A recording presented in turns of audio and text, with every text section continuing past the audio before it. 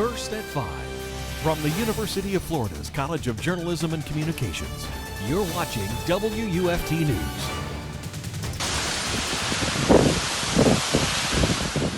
This is a really big hurricane at this point.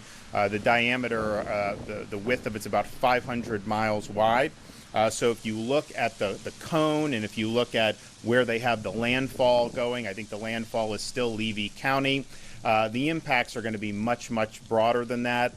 You just saw Hurricane Ian hitting the Cayman Islands, and you heard Florida's governor warning it could hit our area later this week.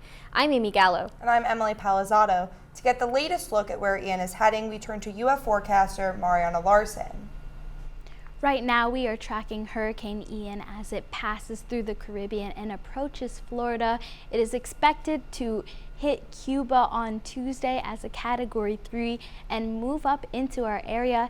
It is going to graze the west coast as a Category 4. Now, this means at least 130 miles per hour winds, so this is not a storm to look past. Now, we are going to be seeing quite the amount of rain from this storm. Tampa and the Nature Coast is going to get the brunt of this as the hurricane passes through their coast, but here in Alachua County, we are not completely out of the clear. We are also going to be seeing quite a bit of this rain as well, at least 2 to 4 inches. So the time to prepare for this storm is now. Make sure that you are getting all the supplies that your household needs, and most importantly, keep up to date with the information as it comes in, not just with us, but also with your local officials. Back to you. Thanks, Mariana, and we urge everyone to download our Florida Storms app for easy tracking of Hurricane Ian and other named storms. It's powered by the Florida Public Radio Emergency Network. The app will also help you keep up with the more typical thunderstorms and other weather threats. State officials are stressing if you live near the coast, know your evacuation zone and listen for any orders. And no matter where you live, know your home and whether it could handle hurricane force winds or if you'll need to seek shelter. We know that for many Floridians, this may be their first hurricane experience. As the governor said, do not panic. There is still time to get your preparations in order and safely evacuate if necessary. Remember to make a plan that works best for your family and business and include your children, pets, and seniors that you care for in your disaster preparedness plans. People all over Gainesville are beginning to prepare by making final supply runs. When you think of a hurricane preparation, you might think of people in a frenzy buying water off a pallet and long lines at big chain stores. One local supermarket, however, the energy is quite different. WUFT's Jacob Sedesse joins us live from Ward's Supermarket with a look at how staff and customers prep for the storm. Jacob? Thanks, Amy and Emily. Yes, I'm live here at Ward's Supermarket in Gainesville, and the environment may not be what you would expect from a supermarket with a hurricane imminent, but the manager I spoke to today says that that's their goal here.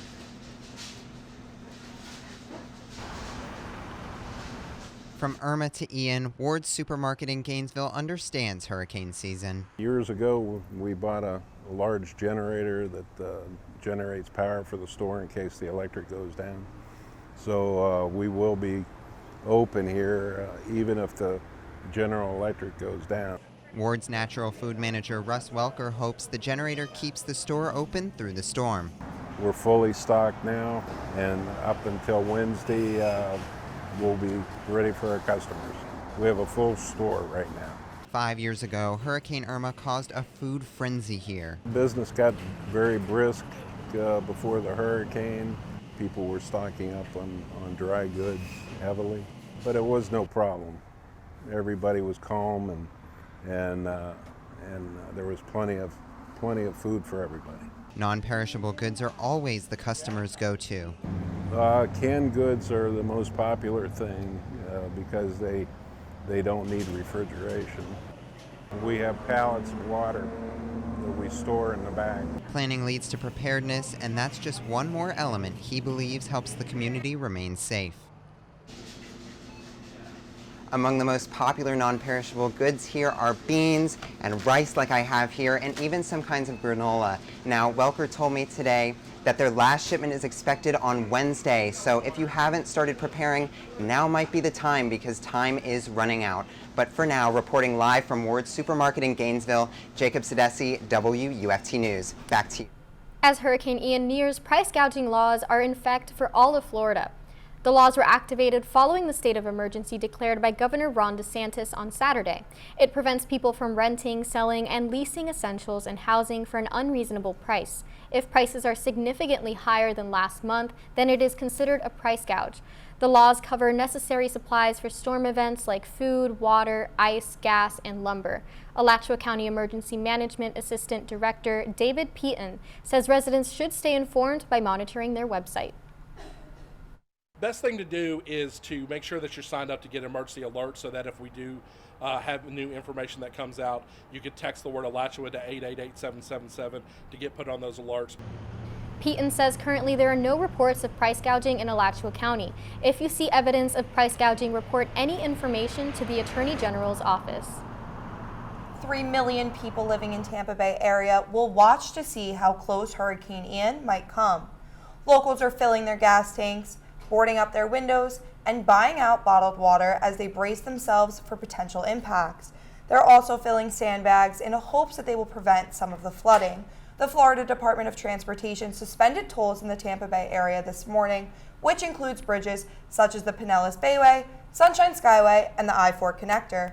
The Gulf Coast could start to feel Ian's effects up to 36 hours before landfall. Many Floridians are putting out sandbags to help protect entrances to buildings from flooding.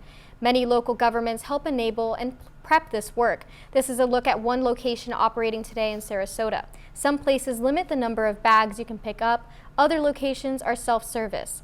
Alachua, Citrus, and Flagler counties are among those that have announced sandbag locations. We're compiling a list for you on WUFT.org. Since the storm track includes our area, Gator fans are wondering about Saturday's scheduled home game. We're joined by Jensen Young with more insight about how this might play out. As Ian nears Florida and projects to impact the north central Florida area, this weekend's game is being monitored along with the storm. As of right now, the game, which has the Gators hosting Eastern Washington, will still take place on Saturday in the Swamp. Scott Strickland, the UF Director of Athletics, sent out a tweet earlier today, and he said that the UAA is working with campus, local, and state officials to monitor the situation. Gator head coach Billy Napier had this to say today. You know, we got a game this week and all that, but I think these things are a little bit more important. And certainly we're going to do everything we can do within our organization to help our players, their families, anybody maybe that's at risk. This is family weekend for the game, with thousands of parents coming to town. For now, everything is scheduled to happen as originally planned. We will continue to monitor the game and the planned activities this week. Back to you. Thanks, Jensen. We'll be closely monitoring all angles this week, and we invite you to check out the growing collection of hurricane news on WUFT.org.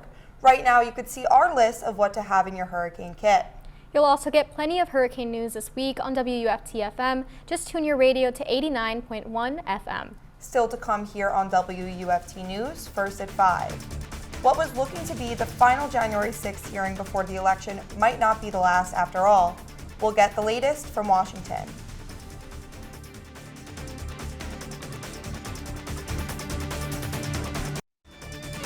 You're watching WUFT-TV News.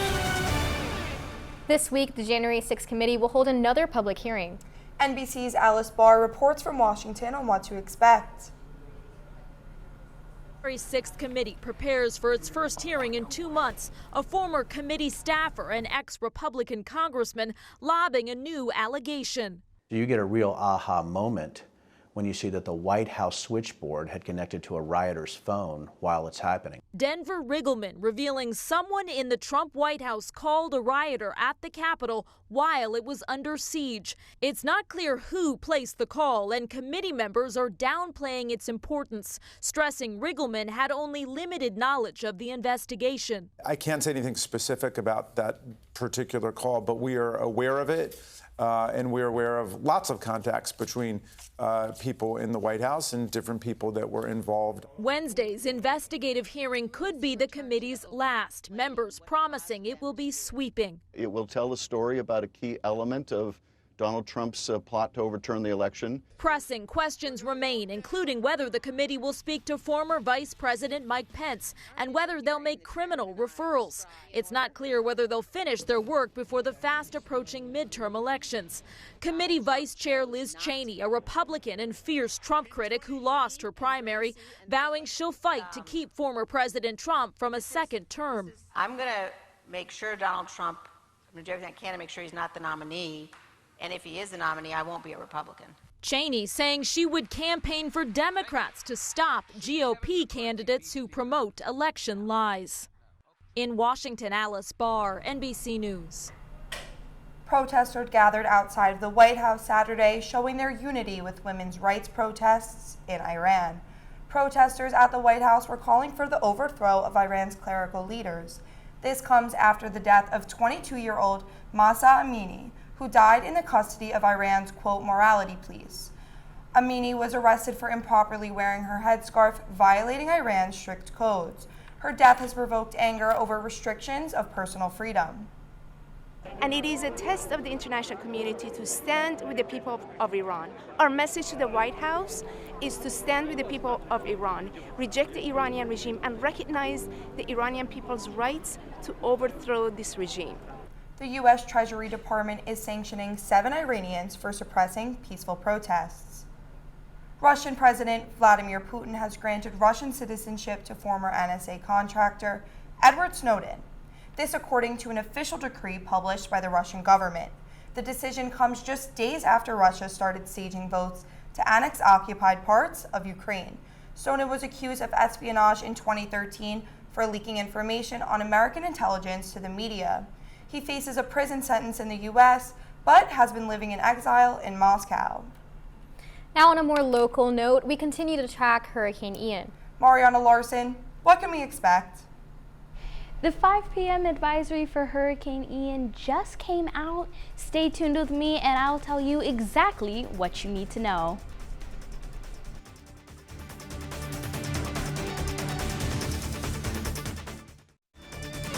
You're watching WUFT-TV News.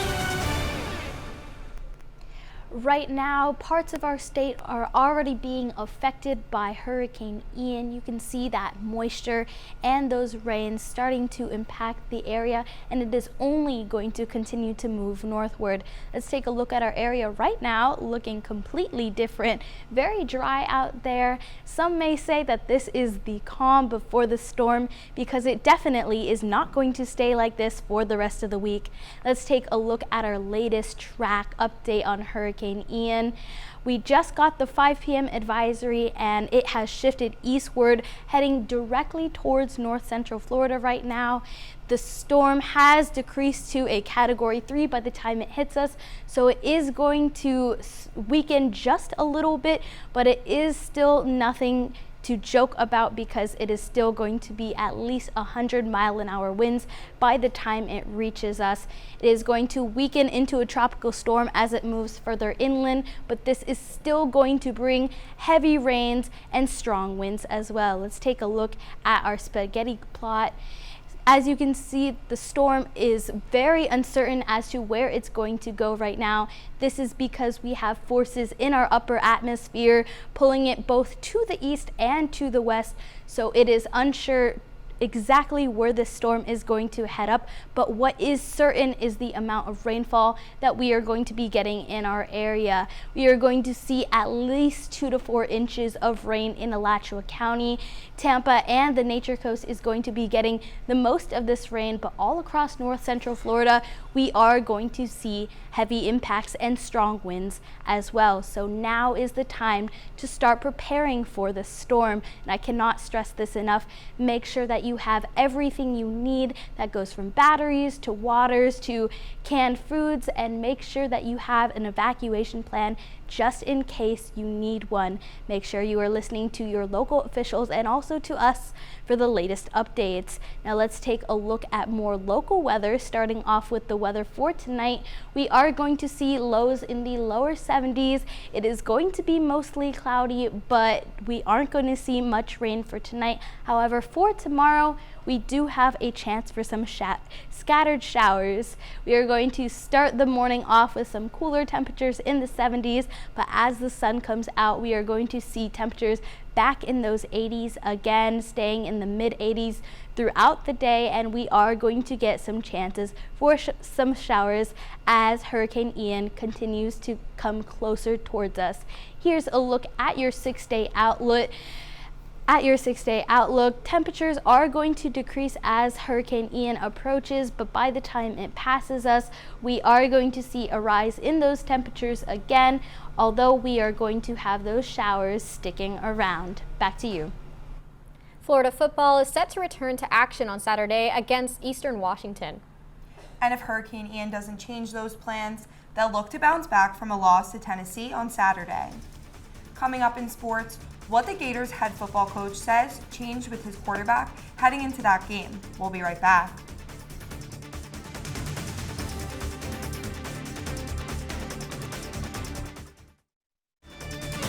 You're watching WUFT-TV News. Welcome back to sports. I'm Chris Will. Florida football is now out of the AP Top 25, and after a 38-33 loss to the 11th ranked Tennessee Volunteers, Florida's trip to Knoxville was just the second time the Gators have lost to the Volunteers since 2005. The Florida defense gave up over 550 yards on the offense to the Tennessee, a performance highlighted by Hendon Hooker's 112 yards on the ground. On the bright side for the Gators, quarterback Anthony Richardson came out with the best performance of his career with over 450 passing yards. Florida head coach Billy Napier says that Richardson seems to have turned the corner on his season. You know, I think the big thing for him is I saw him kind of flip the switch as a competitor, you know, and really just get consumed with, hey, look, this is my team. I'm going to take my team. We're going to beat your team. I'm going to do everything I can do to help my teammates and help our team win, right, and not really worrying about anything else. The Gators are set to host Eastern Washington in the Swamp at noon on Saturday, and Florida also announced today that the homecoming game against Missouri will also be at noon. The current American League wildcard standings, Toronto has pulled away to a 2.5-game lead. Tampa, who has lost 6 of their last 10, has just a half-game lead over the Seattle Mariners. The Baltimore Orioles and Chicago White Sox each have significant ground to gain, but are not out of it just yet. That's your look at sports. I'm Chris Will. Back in July, we told you about a UF student documenting his journey to run every day for a decade. Well, today is a milestone day in that mission, and he's celebrating in a big way. It's been 1,000 days since 19-year-old Reese Navarro began his journey on January 1st, 2020. To mark the occasion, he's running a half marathon today. He invited his followers on an Instagram account to join him for as much of the route as they wanted. That takes some major motivation. No doubt. Before we go, one last check on the weather. The track for Hurricane Ian has shifted to the east, so it is expected to make direct impact on north central Florida. Prepare now and you will be safe for this storm. Back to you. Thanks, Mariana. BBC World News is next, and the PBS NewsHours is coming up at 7. But your Florida news is always on at WUFT.org. Have a good night.